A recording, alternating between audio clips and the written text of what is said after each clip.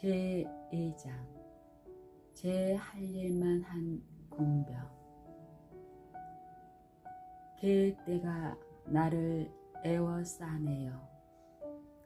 저 못된 무리가 나를 둘러싸네요. 저것들이 내 손과 발 마구 찔러대네요. 뼈마다 앙상이 드러나 손가락으로 셀 지경인데도 저들은 좋아라 구경하며 내 옷자락 나누어 갖고 또 더 나누어 가지려고 제비 뽑네요. 시편 22편 16절로 18절 현대어 성경. 그들은 명령대로 할 뿐이었다. 이미 죽음의 길에 접어든 몇 명의 죄수와 함께 나사렛 예수도 십자가형을 받기로 되어 있었다. 늘 하던 대로 익숙하게 일하고 있었다. 그들은 각 죄수가 무슨 죄를 지었는지 알 수 있도록 행진하는 데 필요한 명패를 준비했다. 십자가에 기둥으로 세울 통나무는 이미 해골산 위에 세워져 있었다. 그들은 창고에서 밧줄과 십자가에 가로로 댈 통나무를 끄집어냈다. 그러고는 가로로 댈 통나무를 죄수들의 어깨에 쥐우고는 밧줄로 손목을 비끄러맸다. 그들은 이제 준비를 다 끝냈다. 그로써 그들의 하루 일과가 끝난 셈이었다. 그 중에 한 사람, 갈릴리로부터 온 설교자 나사렛 예수는 사실 좀 별났다. 바로 그날 아침 그는 유대의 지도자들에게 이끌려 빌라도에게 갔었다. 그들의 고소는 그가 왕이 될 거라고 주장했다지만 별로 믿어지지는 않았다. 그는 군대도 없고 무슨 왕족의 배경을 가진 것도 아니었다. 하여간 그 죄수와 그의 공소 내용은 군병들에게는 상당한 재밌거리였다. 아침에 그들이 빌라도와 지도자들 간에 흥정이 끝나기를 기다리고 있는 동안 군병 중 한 사람이 낡은 홍포를 하나 발견했는데 그것은 과거의 영광을 암시한 것이었다. 그들은 그 옷을 예수의 어깨에 둘러주었다. 그리고 가시로 만든 면류관을 만들어 그의 머리에 둘러 씌웠다. 그리고 호를 쥔 왕의 모습처럼 보이게 하려고 막대기를 그의 손에 쥐어 주었다. 그러고는 그를 바라보며 조롱을 했다. 허 유대인의 왕일세, 오늘이 대관식 날인가 보네 그려. 그러고는 그 앞에 무릎을 꿇고는 얼굴에 침을 뱉었다. 그의 손에서 막대기를 빼앗아 가지고는 그것으로 머리에 있는 가시관을 내리쳤다. 여간 재미있는 일이 아닌 듯 했다. 그러나 그들이 인정할 수밖에 없는 것은 그가 정말 신경질 나게 조용하다는 것이었다. 아무리 봐도 그는 상처를 입었다. 그러나 그는 화를 내거나 도와달라고 사정할 기미가 아니었다. 그는 마치 그들을 무시하는 듯 했다. 오히려 그는 그들을 바보 취급하는 것처럼 보였다. 그러나 그들은 그에게 본때를 보여줄 것이다. 십자가에 달리면 모든 사람이 별 수 없게 된다. 머지않아 10중 8구 인정을 베풀어 달라고 빌거나 고통 때문에 저주를 퍼붓거나 둘 중에 하나가 될 것이다. 그들이 감옥에서 새 제수를 데리고 나와 행진할 때 거리의 순례 행렬 때문에 다른 때보다 진행이 늦어졌다. 그러고는 바로 성문 앞에 이르자 설교자가 쓰러졌다. 그들은 고함도 지르고 창자루로 찌르기도 했다. 그러나 소용이 없었다. 그는 졸도해 버렸다. 이제 어떻게 할 것인가? 그들은 대장인 롱기누스를 쳐다보았다. 풀어줘. 그가 명령을 내렸다. 그가 대열 끄트머리에 걸어 들어오고 있는 다른 군인에게 속삭였다. 그 군인이 한 사람을 중앙으로 끌고 들어오는 것을 보고서야 이 군인은 안도의 숨을 내쉬었다. 그의 얼굴 모습이나 옷 매무새가 외국인처럼 보였다. 성질 급한 현지인 같으면 폭동이라도 일으키겠지만 그 사람은 명령을 내리면 따라할 사람처럼 보였다. 새로 십자가를 지고 갈 사람이 생겨서 군인들은 다시 행렬을 움직여 골고다를 향해 가기 시작했다. 야유꾼들도 따라왔다.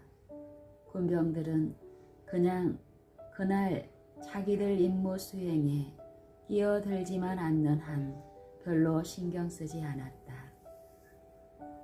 골고다 곧 해골의 곳에 이르자 군병들은 잘 연습한 대로 일을 진행하기 시작했다. 제수들의 옷을 벗기고 나무판에 그들을 고정시킨 다음 십자가를 일으켜 세웠다. 제수들의 바로 머리 위에 그들의 죄를 나타내는 명패를 못을 박아 고정시켰다. 군병들은 낄낄거리며 설교자 위에 특별한 명패를 붙였다. 유대인의 왕 나사렛 예수. 그것은 라틴어와 헬라어와 히브리어 세 가지 말로 기록되었다. 군병들은 자기들끼리 낄낄대며 조롱했다. 보아라, 유대놈들아, 너희가 로마에 도전하면 어떻게 되는지 똑똑히 보라고. 사형 집행관들의 수입 중 하나가 제수의 옷을 차지하는 것이었다. 보통 도둑의 옷이 특별히 감락하는 것은 아니었다. 그러나 그 사회에서는 어떤 직물 조각이라도 뭔가 값이 나가는 것은 사실이었다. 군병들이 제수의 옷을 나누어 갔는데 공평하게 나누어 갖기 위해서 옷을 찢어서 나누기도 했다. 그 중에 하나가 예수의 속옷을 차지했다. 그러고는 이렇게 말했다. 어이 친구들, 이것 좀 보게. 이것을 찢기는 좀 아깝군. 통으로 짠 것이야. 이음매가 하나도 없어. 그러니 동전을 던져 제비를 뽑으면 어떨까? 누군가가 호주머니에서 동전을 꺼냈다. 해봐. 그들이 다 시합에 참여하자 그가 동전을 던졌다. 모두가 누가 이기나 보려고 머리를 기울였다. 이긴 사람에게 악이 없는 욕설이 쏟아졌다. 이제 끝났다. 이제 남은 것은 누구도 끼어들어 죄수들을 구조해 가거나 끝나기도 전에 너무 일찍 그들을 고통에서 빼내가는 사람이 없나 앉아서 지켜보기만 하면 되는 것이었다. 군인들은 이런저런 얘기를 하고는 있었지만 마음은 멀리 가 있었다.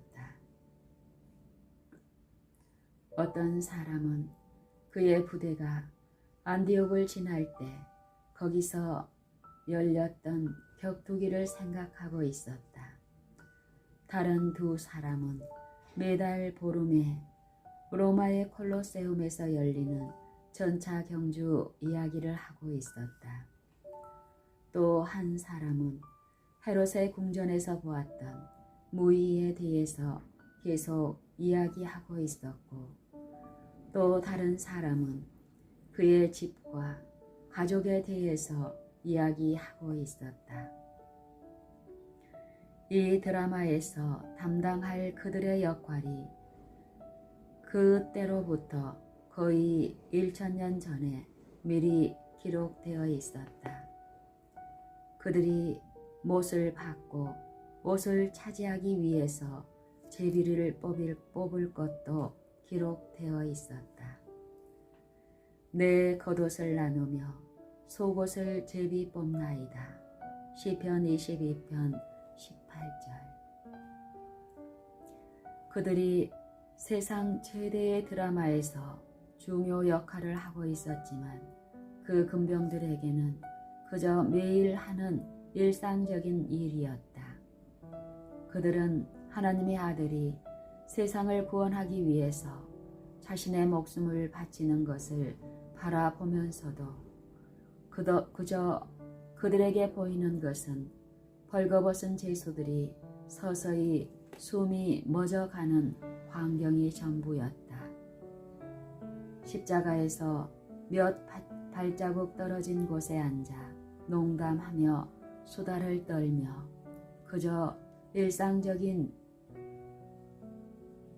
것 외에는 아무것도 보지 못했다. 정오가 되자 군병들은 각자 점심을 먹기 위해 흩어지려는데 골고다는 기이하고도 불길한 어둠 속에 묻히게 되었다. 그것은 마치 보이지 않는 커다란 손이 커튼을 닫는 것 같았다. 도무지 뚫고 들어갈 수 없는 어둠이 군중을 내리 누르는 것 같았다. 사람들이 비명을 질렀다. 군병들은 먹는 것을 멈추었다. 음식이 그들의 입속에서 씹히지 않고 머물러 있었다. 무슨 일인가가 일어날 것 같았다.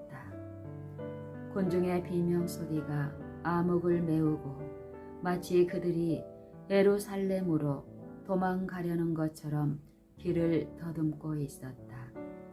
소음이 조금 가라앉자 아직 골고다에 있던 지도자들이 서로 책망하며 경고를 하고 있었다. 그 자가 아마 도망친 모양일세. 우리가 그 자를 찾아냈을 때 돌로 쳐 죽였어야 했어. 내가 말하지 않던가 어떻게 하는 게 별로 좋은 일이 없을 거라고 말이야. 내가 말하지 않던가 이렇게 하는 게 별로 좋은 일이 없을 거라고 말이야. 그 자가 복수를 하려 들면 어떻게 되는 거지? 또 다른 사람이 중얼거렸다. 제사장들이 도망과 보복에 대해 중얼거리자 군병들은 불안해졌다. 제수를 한 명 놓치면 그들에게는 그 벌로 참수형을 당해야 한다. 조심조심 십자가로 가까이 다가갔다. 그러고는 눈알을 굴려 그 섬뜩한 암흑 속에서 위를 쳐다보았다. 불길한 생각이 그들의 마음을 사로잡았다. 조롱, 사색옷, 막대기홀, 가시관 이런 것들이 더 이상 재미거리가 아니었다. 그들이 그를 십자가에 못 박을 때 예수는 어떤 저주의 말이나 벌벌 떠는 기색도 없었다.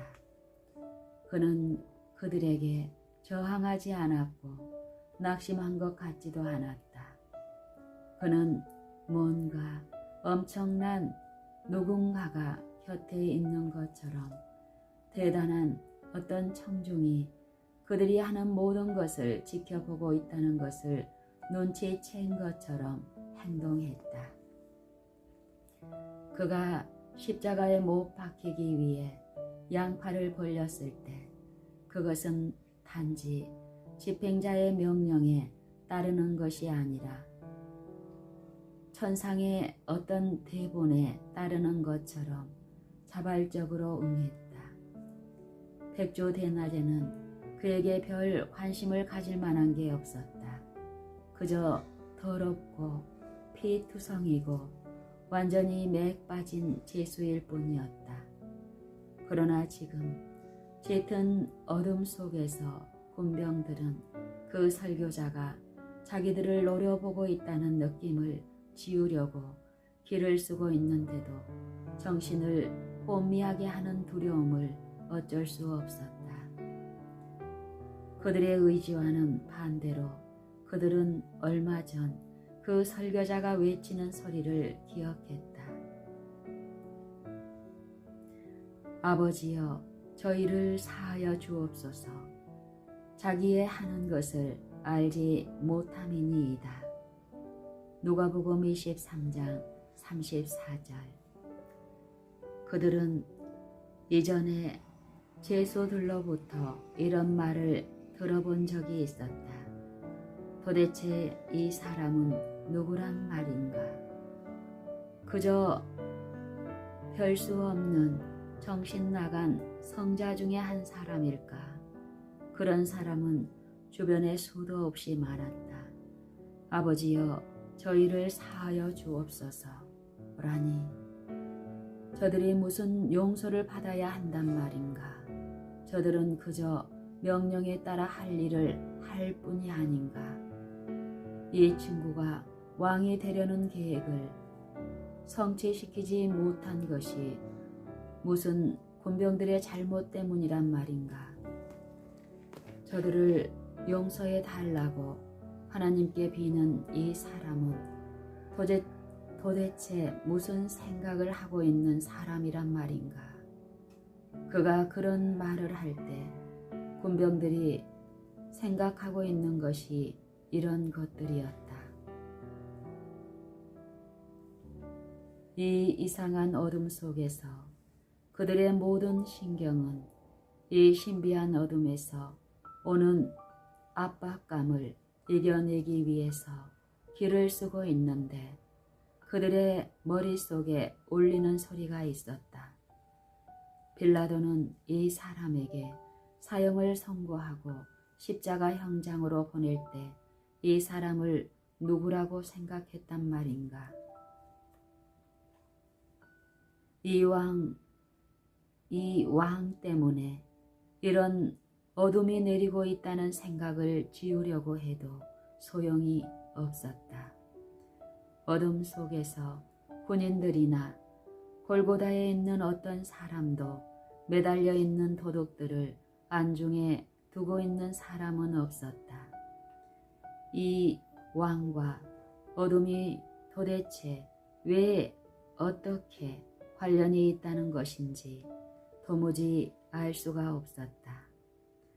그러면서도 군병들은 이 자연계가 어쨌든 이 나사렛 예수 편에 있다는 직감에서 오는 두려움에 떨고 있었다. 어쨌든 그의 용서는 결국 어느 정도 효력이 있는 것인지도 모르는 일이었다. 자세곳에 대한 이야기 들어본 적이 있나? 롱기누스가 속삭이듯 물었다. 갈릴리 북쪽 어느 마을에서 예수가 군중들 속을 걷고 있는데 갑자기 걸음을 멈추더니 누가 내 옷을 만졌느냐고 묻더라는 거야. 사람들이 웃었지. 무슨 말씀이세요? 누가 옷을 만졌냐니요? 지난 5분 동안에도 아마 수백 명은 더 당신의 옷을 만졌겠지요. 그런데 이 예수가 움직이지 않는 거야. 누군가 내 옷을 만졌느니라 라고 주장하는 거야. 내게서 능력이 나간 것을 내가 느꼈다 라고 하는 거야. 그러니 사람들이 점점 더 안절부절 못하면서 도대체 이 양반이 미쳤나? 그렇지 않다면 어찌 된 게 아닌가 생각하기 시작했지. 내 말은 이 일이 거리의 수천 명의 군중 속에서 벌어진 일이거든. 결국은 어떤 여인이 나서며 선생님, 제가 당신을 만졌습니다 라고 하더래. 그 여자는 뭔가 부인병 같은 것을 앓고 있어서 출혈을 하는 사람처럼 보였대. 12년 동안이나 혈루증으로 고통을 받았다는 거야. 유대인들이 이런 경우 어떻게 하는지 알잖아. 이런 여자는 어떤 경우에도 접촉해서는 안 되는 거지. 가진 전부를 의사에게 갖다 바쳤지만 아무 소용이 없었다nu만. 그 여자가 그 많은 사람 앞에서 자기 이야기를 털어놓았다지. 그 여자가 방금 전에 그 사람의 옷자락을 만졌는데 그 여자 말이 이제 자기가 깨끗이 나았다는 거야. 롱기누스가 이야기를 마치자 그 군병은 심각한 얼굴로 침묵을 지켰다. 거기 있는 사람들은 하나같이 예수가 소경이나 간질병자나 문둥병자를 고쳤다는 이야기를 들었다. 심지어 그가 죽은 자도 살렸다는 이야기도 들은 터였다. 이 사람은 달랐다. 그들이 다룬 어떤 죄수와도 사뭇 달랐다. 전형계가 그의 편을 드는 것 같았다. 이 사람이 과연 누구란 말인가? 군병들은 매우 이상한 어두움에 두려움과 뭔가 그들이 책임져야 할 일이 일어날 것 같은 두려움과 싸우며 영원처럼 긴 3시간을 자기 자리에서 꼼짝하지 않고 보냈다. 드디어 어둠이 걷히기 시작했다. 두려움도 사라졌다. 굳었던 근육도 풀리는 듯 했다. 다시 군병들은 죽어가는 죄수들을 지키기 위해서 제자리에 섰다. 깜깜한 어둠이 완전히 걷히자 지휘관이던 백부장은 나사렛 예수께 마음을 열기 시작했다. 백부장은 왕을 바라보았고 당혹했고 혼돈스러웠고 도취되었다. 백부장은 왕을 바라보았고 당혹했고 혼돈스러웠고 도취되었다. 다른 모든 사람처럼 그도 이 사람에 대한 이야기를 들었다. 그러나 오늘 오후 어둠 속에서 천연계가 예수의 비범함을 증거할 때에 롱기누스는 뭔가 새로운 것을 보았다. 이제 태양이 다시 빛나기 시작했을 때 롱기누스는 예수를 매우 진지하게 바라보았다. 예수께서 목마르다고 외치실 때 롱기누스는 한 부하에게 막대기에 스펀지를 묶어 물을 적셔 주라고 명령했다. 거칠고 동정심 없는 도움이었지만 그것은 백부장인 자신의 직책에서 할 수 있는 최선의 도움이었다. 얼마 있지 않아서 예수께서 다 이루었다고 외치고는 머리를 떨구었다. 그러고는 큰 지진이 일어났다. 마치 온 땅이 예수의 부르짖음에 반향이라도 하는 것처럼 보였다. 지진은 롱기누스의 마음속에 잃고 있는 확신에 대한 결정적인 계기가 되었다. 그러고는 진실로 이 사람은 하나님의 아들이었도다 라고 외쳤다. 이 말은 그의 깊은 내면에서 즉흥적으로 우러난 말이었다. 예수께서 또 한 사람을 당신의 나라에 들어가게 하셨다. 전해지는 말에 의하면 그의 이 부르짖음을 시작으로 그는 그의 남은 인생을 나사렛 예수, 유대인의 왕에게 충성을 다했다고 한다. 군병들의 이야기에는 우리에게 정신을 번쩍 들게 하는 기별이 들어있다.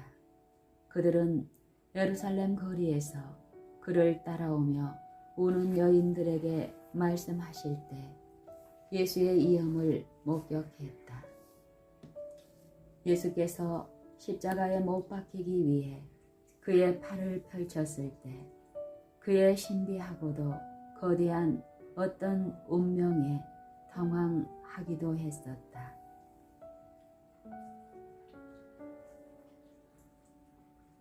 그들은 예수와 근거리에 있을 때 저들의 죄를 용서하시는 말씀을 들었다. 예수가 그 모친을 이루하실 때 다른 강도에게 낙원을 약속하시던 때에도 그 자리에 입회했었다. 가운데 십자가에 매달린 사람이 보통 사람이 아니라는 것을 자연계가 증거하고 있을 때도 아직 그들은 골고다에 있었다. 그러면서도 그들은 그들이 참여하고 있는 드라마의 우주적 차원을 깨닫지 못했다. 그런 일은 오늘날에도 여전히 일어나고 있다. 어떤 사람은 그리스도인 배우자와 함께 살면서도 대학에서 성경을 그저 문학의 한 과목으로 이해하면서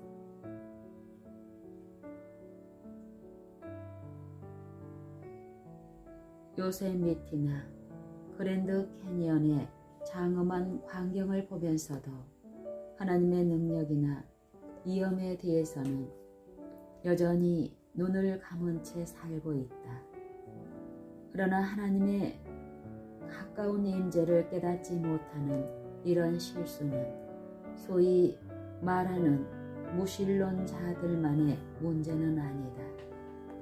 우리는 침례를 받고 정식으로 교회 구성원이면서도 또 자신을 재림 교인이라고 부르면서도 그리스도로부터 아무것도 얻지 못하는 사람들이 있다.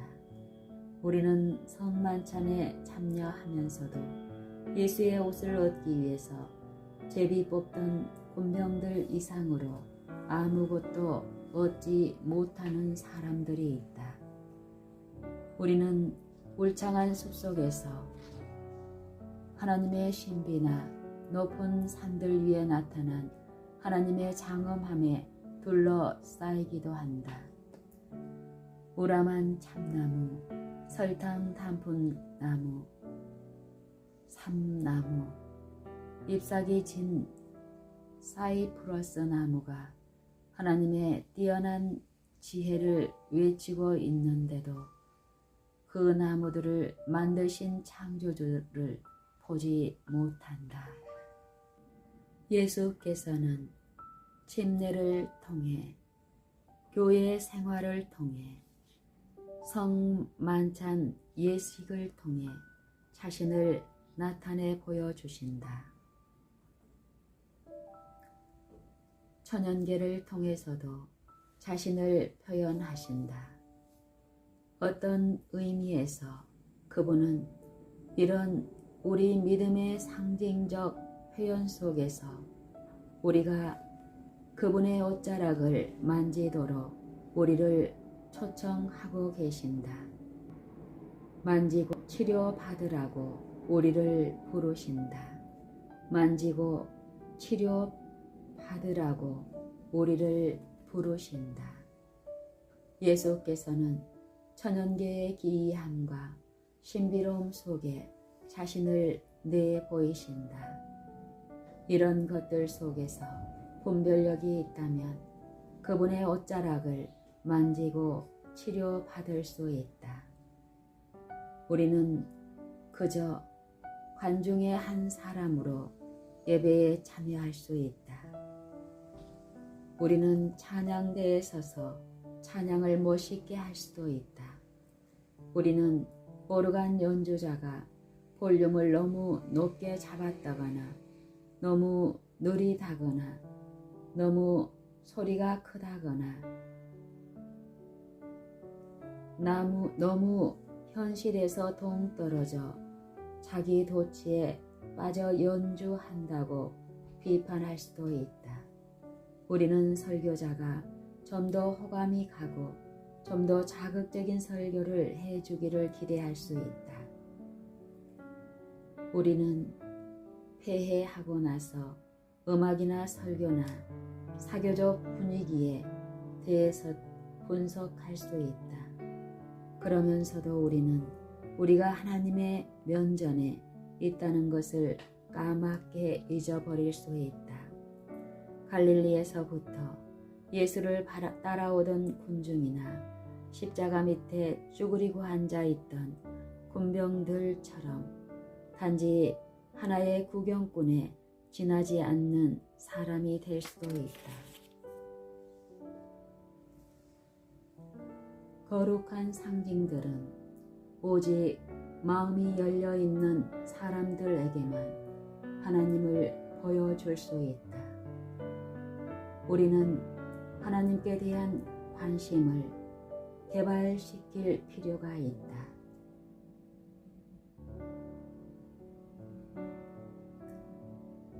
그래야 말씀으로 침례를 통해서 성만찬이나 혹은 자연계를 통해서 자신을 나타내 보여주실 때 우리가 그분의 계시를 받아들일 수 있게 된다. 군병들은 왕 중에 가장 위대한 왕이요 설교자 중에 가장 지혜로운 분의 발치에 앉아서 처음에는 말도 하고 웃기도 하고 그 다음에는 빼재재하게 웅크리고 앉아서 여러 시간을 보냈다. 그들은 그분이 하시는 말씀을 들었다. 그분을 바라보았다. 그러면서도 그분의 탁월함에 대해서 아무것도 보지도 듣지도 못한 것이다. 자연계는 헛되이 그의 어미하심을 나타내 보여주었다. 군병들은 자신들의 놀라운 기회를 깨닫지 못하고 역사상 가장 중요한 시점에서 그저 주사위 놀이나 하고 있었다. 우리도 역시 하나님을 보지 못할 수 있다. 그분이 우리에게서 멀리 계셔서가 아니라 그분을 깨닫기에는 너무 쓸데없는 것에 몰두해 있기 때문이다. 그러나 다 그렇다는 것은 아니다. 어떤 사람이 오랜 세월 종교적인 분위기 속에 살면서도 예수를 진정으로 만나지 못하는데도 희망이 아주 없는 것은 아니다. 백부장 하나만은 그날 오후 내내 대부분 자신이 무슨 짓을 하고 있는지, 누구를 처형하고 있는지 깨닫지 못하는 중에도 그 되는 일들을 보고 하나님께 영광을 돌려 가로되 이는 진실로 하나님의 아들이었도다 고 고백했다. 그대가 교회를 오래 다니면서도 성만찬 예식에 참여했으면서도 아직 하나님을 만나지 못했다 해도 아직은 희망의 여지가 있다. 그대가 진지하게 십자가에 달려 높이 들리신 구세주 하나님의 면전에 나와 백부장이 보던 것을 함께 볼 수 있다면 말이다. 백부장은 그날 오후 내내 예수의 실제 면전에서 여러 시간 동안 그분을 보았다. 그대에게는 그것이 너무 오랜 시간이 걸릴지도 모른다. 그러나 다른 사람에 대한 예수의 너그러우신 마음과 그분의 말씀과 천연계의 증거들은 결국 그대의 마음과 감정에 쌓인 장벽을 걷어내고야 말 것이다. 그분의 면전에서 시간을 보낸다면 그대도 즐거운 확신 가운데서 이는 진실로 하나님의 아들이었도다 라고 외칠 때가 분명히 올 것이다.